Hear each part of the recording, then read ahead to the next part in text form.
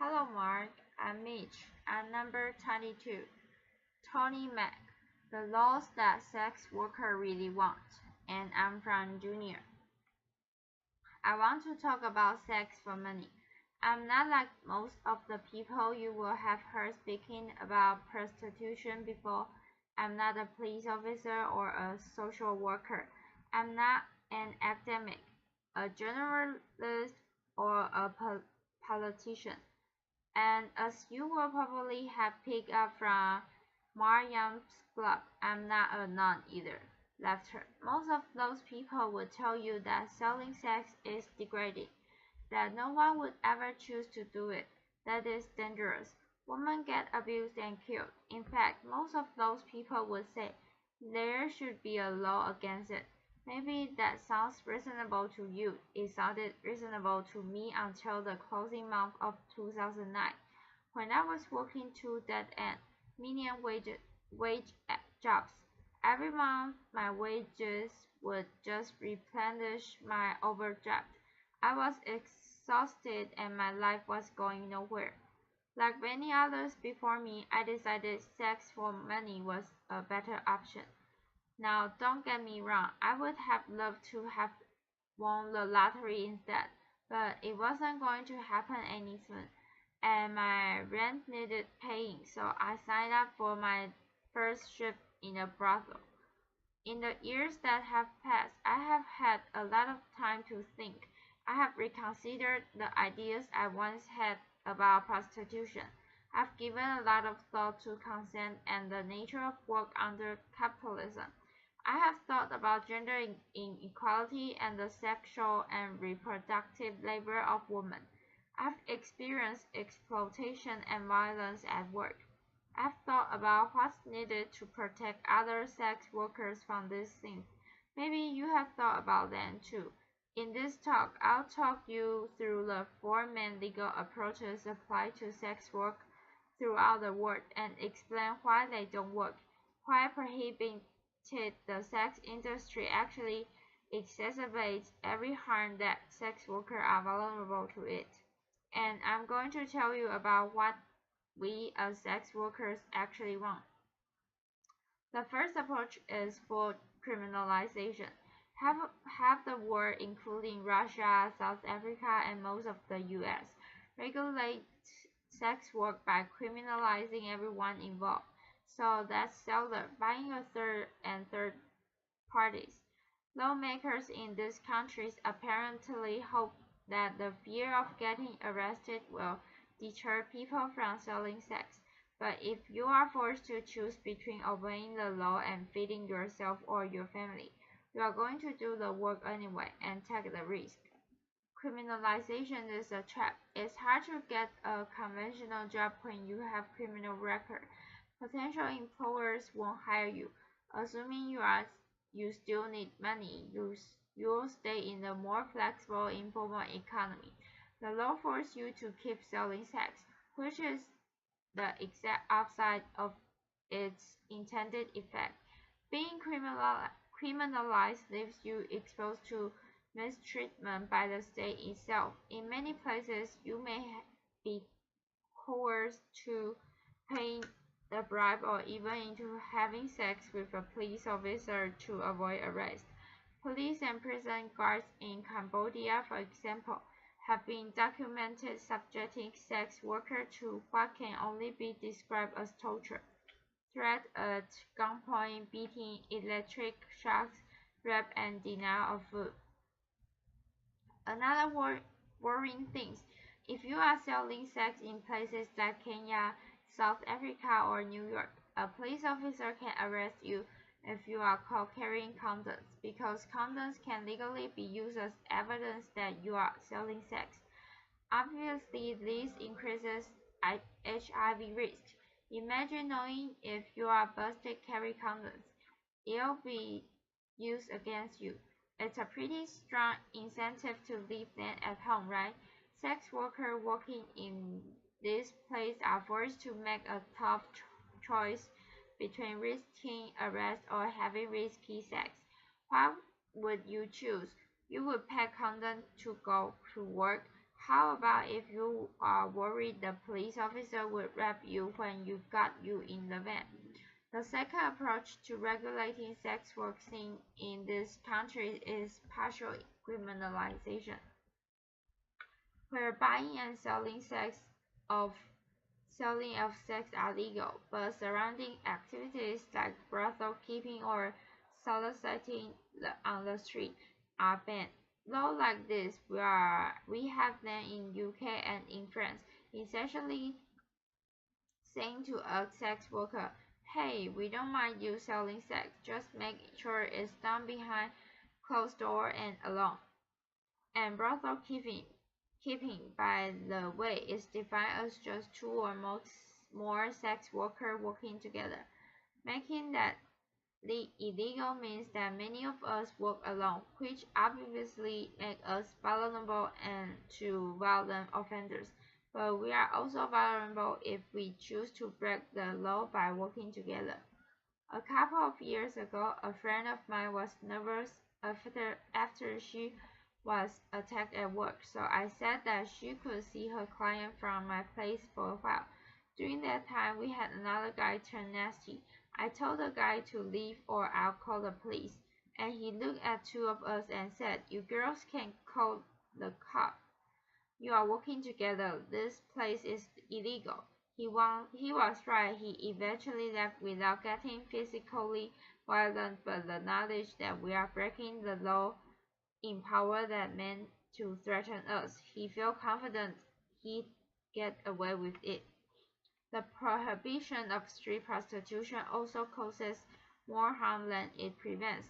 Firstly, to avoid getting arrested, street workers take risks to avoid detections, and that means working alone or in isolated locations like dark forests where they are vulnerable to attack. If you are caught selling sex outdoors, you pay a fine. How do you pay that fine without going back to the street? It was the need for money that saw you in the street in the first place, and so the fines stack up, and you are caught in a very vicious cycle of selling sex to pay fines you got for selling sex. Let me tell you about Mariana Popa, who worked in Redbridge, East London. The street worker on her patch would normally wait for clients in groups for safety in numbers and to warn each other about how to avoid dangerous guys. But during the police crackdown on sex workers and their clients, she was forced to work alone to avoid being arrested. She was stabbed to death in the early hours of October 29, 2013. She had been working later than usual to try to pay off a fine she had received for soliciting. So if criminalizing sex workers hurts them, why not just criminalize the people who buy sex? This is the end of the third approach I want to talk about, the Swedish or Nordic model of sex work law. The idea behind this law is that selling sex is intrinsically harmful, and so you are in fact helping sex workers by removing the option. Despite growing support for what's often described as the end demand approach, there's no evidence that it works. There's just as much prostitution in Sweden as there was before. Why might that be? It's because people selling sex often don't have other options for income. If you need that money, the only effect that a drop in business is going to have is to force you to lower your prices or offer more risky sexual service. If you need to find more clients, you might seek the help of a manager. So you see, rather than putting a stop to what's often described as pimping, a law like this actually gives action to potentially abuse third parties. To keep safe in my work, I try not to take booking from someone who calls me from withheld number. If it's a home or hotel visit, I try to get the full name and detail. If I work under the Swedish model, a client would be too scared to give me that information. I might have no other choice but to accept a booking from a man who is untraceable if he later turns out to be violent. If you need their money, you need to protect your clients from the police. If you work outdoors, that means working alone or in isolated locations just as if you were criminalized yourself. It might mean getting into cars quicker, less negotiating times means snap decisions. Is this guy dangerous or just nervous? Can you afford to take the risk? Can you afford not to? Something I'm often hearing is prostitution would be fine if we made it legal and regulated it. We call that approach legalization, and it's used by countries like Netherlands, Germany, and Nevada in the US. But it's not a good model for human rights, and in the state-controlled prostitution, commercial sex can only happen in certain legally designated areas or venues, and sex workers are made to comply with special restrictions like registration and forced health checks. Regulations sound great on paper, but politicians deliberately make regulation around the sex industry expensive and difficult to comply with. It creates a two-tiered system, legal and illegal work. We sometimes call it backdoor criminalization. Rich, well-connected brothel owners can comply with the regulations, but more marginalized people find those hoops impossible to jump through. And even if it's possible in principle, getting a license or proper venues takes time and costs money. It's not going to be an option for someone who's desperate and need money tonight. They might be a refugee or fleeing domestic abuse. In this two-tiered system, the most vulnerable people are forced to work illegally, so they are still exposed to all the dangers of criminalization I mentioned earlier. So it's looking like all attempts to control or prevent sex work from happening makes things more dangerous for people selling sex. Fear of law enforcement makes them work alone in isolated locations and allows clients to and even cops to get abusive in the knowledge they'll get away with it. Fine and criminal records force people to keep selling sex rather than enabling them to stop.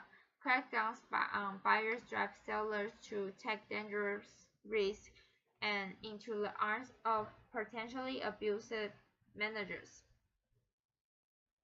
This law also reinforced stigma and hatred against sex workers. When France temporarily brought in the Swedish model 2 years ago, ordinary citizens took it as a cue to start carrying out vigilante attacks against people walking on the street. In Sweden, opinion surveys show that significantly more people want sex workers to be arrested now than before the law was brought in. If prohibition is this harmful, you might ask, why is it so popular? Firstly, sex work is and always has been a survival strategy for all kinds of unpopular minority groups, people of colors, migrants, people with disabilities, LGBTQ people, particularly trans women. There are the groups most heavily profiled and punished through prohibitionist law. I don't think this is an accident. This law have political support precisely because they target people that voters don't want to see or know about. What else might people support prohibition? Well, lots of people have understandable fear about trafficking. Folks think that foreign women kidnapped and sold into sexual slavery can be saved by shutting a whole industry down. So let's talk about trafficking. Forced work does occur in many industries, especially those where the workers are migrants or otherwise vulnerable, and this needs to be addressed. but it's best addressed with legislation targeting those specific abuses, not an entire industry. When 23 undocumented Chinese migrants drowned while picking cockles in Moore Campbell Bay in 2004, there were no calls to outlaw the entire seafood industry to save trafficking victims. The solution is clearly to give workers more legal protections, allowing them to resist abuse and report it to authorities without fear of arrest. The way the term trafficking is thrown around implies that all undocumented migration into prostitution is forced. In fact, many migrants have made a decision out of economic need to place themselves into the hands of people smugglers. Many do this with all the full knowledge that they'll be selling sex when they reach their destination. And yes, it can often be the case that these people's smugglers demand exorbitant fees, coerce migrants into work they don't want to do, and abuse them when they are vulnerable. That's true of prostitution, but it's also true of agricultural work, hospitality work, and domestic work. Ultimately, nobody wants to be forced to do any kind of work, but that's a risk many migrants are willing to take because of what they are leaving behind. If people were allowed to migrate legally, they wouldn't have to place their lives into the hands of people smugglers. The problems arise from the criminalization of migration, just as they do from the criminalization of the sex work itself. This is a lesson of history. If you try to prohibit something that people want or need to do, whether that's drinking alcohol or crossing borders or getting an abortion or selling sex, you create more problems than you solve. Prohibition barely makes a difference to the amount of people actually doing those things, but it makes a huge difference as to whether or not they are safe when they do them. Why else might people support prohibition? As a feminist, I know that the sex industry is a site of deeply entrenched social inequality. It's a fact that most buyers of sex are men with money, and most sellers are women without. You can agree with all that, I do, and still think prohibition is terrible policy. In a better, more equal world, maybe there would be far fewer people selling sex to survive, but you can't simply legislate a better world into existence.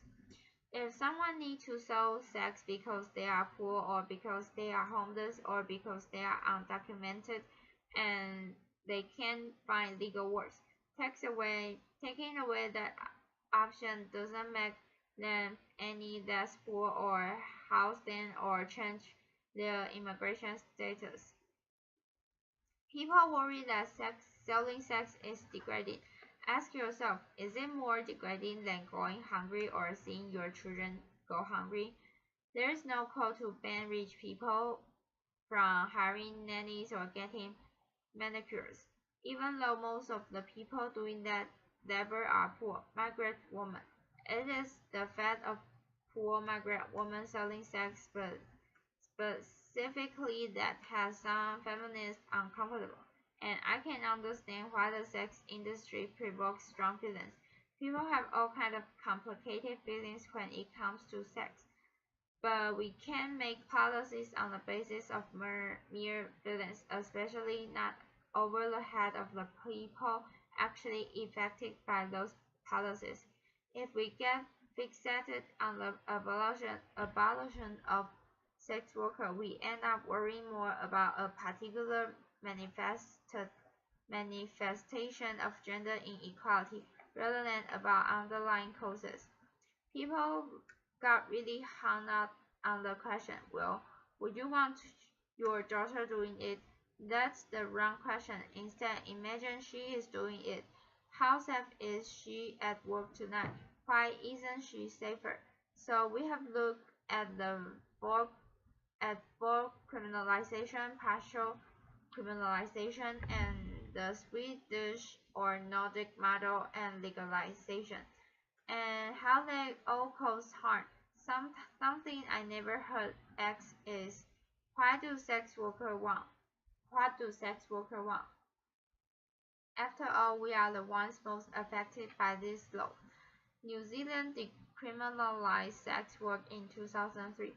It's crucial to remember that decriminalization and legalization are not the same thing. Decriminalization means that the removal of laws that punitively target the sex industry, instead treating sex work much like any other kind of work. In New Zealand, people can work together for safety. An employer of sex workers are accountable to the state. A sex worker can refuse to see a client at any time for any reasons, and 96% of the street workers report that they feel the law protects their rights. New Zealand hasn't actually seen an increase in the amount of people doing sex work, but decriminalizing it has made it a lot safer. But the lesson from New Zealand isn't just that its particular legislation is good, but that crucially it was written in collaboration with sex workers, namely the New Zealand Prostitutes Collective, when it came to making sex work safer. They were ready to hear it straight from sex workers themselves. Here in the UK, I'm part of sex worker lead group like the Sex Worker Open University and the English Collective of Prostitutes, and we form part of global movement demanding decriminalization and self-determination. The universal symbol of our movement is the red umbrella. We are supported in our demand by global bodies like UN, the World Health Organization, and Amnesty International, but we need more allies. If you care about gender equality or poverty or migration or public health, the sex worker rights matters to you. Make space for us in your movement. That means not only listening to sex workers when we speak, but amplifying our voices. Resist those who silence us, those who say the prostitute is either too victim too damaged to know what's best for herself, or else too privileged and too removed from real hardship, not representative of the million of voiceless victims. This distinction between victim and empowered is imaginary. It exists purely to discredit sex workers and make it easy to ignore us. No doubt many of you work for a living. Well, sex work is a work too, just like you. Some of us like our job, some of us hate them. Ultimately, most of us have mixed feelings. But how we feel about our work isn't the point, and how others feel about our work certainly isn't. What's important is that we have the right to work safely and our own terms. Sex workers are real people. We have had we have had complicated experiences and complicated responses to those experiences. But our demands are not complicated. You can ask expensive escort in New York City, brothel worker in Cambodia, street worker in South Africa, and every girl on the roster at my old job in Soho. They will all tell you the same thing. You can speak to millions of sex workers and countless sex work-led organizations.